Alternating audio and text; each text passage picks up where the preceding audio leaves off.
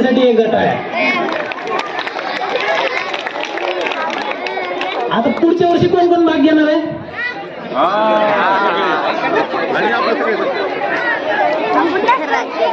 सगळ्यांसाठी परत एकदा भरपूर काय.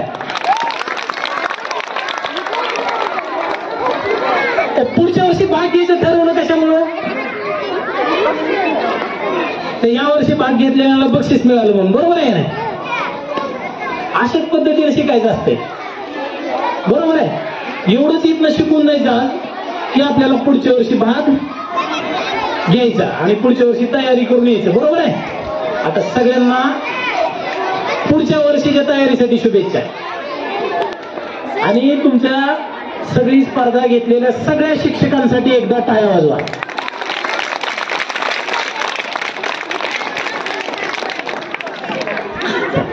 सगळ्यांना पुढच्या वर्षीसाठी शुभेच्छा.